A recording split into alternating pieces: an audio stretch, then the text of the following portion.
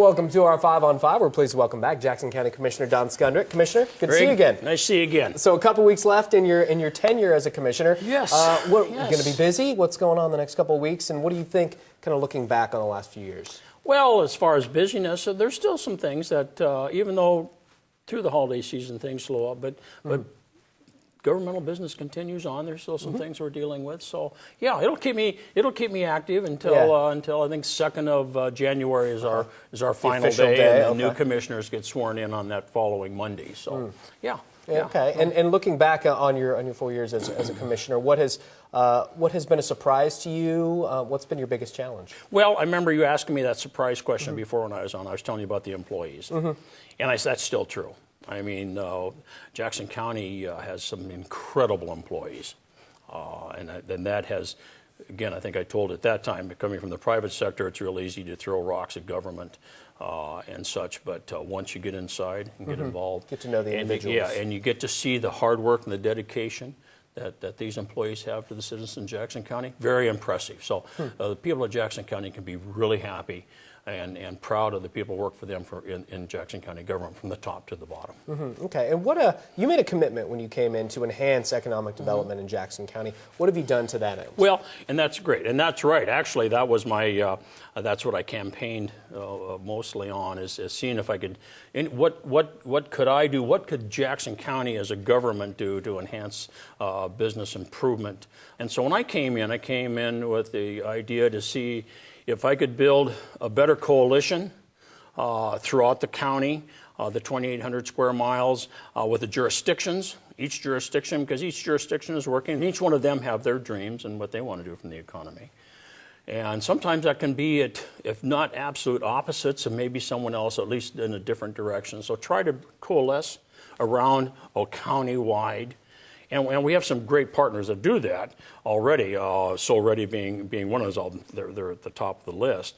But this is a case I thought as county government as an umbrella, because we really didn't have skin in the game as far as trying to build our own land. But I didn't care if businesses came into Rogue River or Ashland or out in the Rouge-Applegate Valley or Medford. It makes zero difference to me. Under the umbrella. Under the umbrella, and that's right, true. And that's still a work in process, because that's still an issue that hasn't been fully solved yet.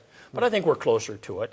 And then, as far as what else could the county do from something you could write down on a piece of paper, we initiated some things under our economic initiative. One of those being a job grant program, which we set in place that would give employers a $2,000 grant for every employee. They had to employ at least 5, and that for every employee that they're going to bring to their business.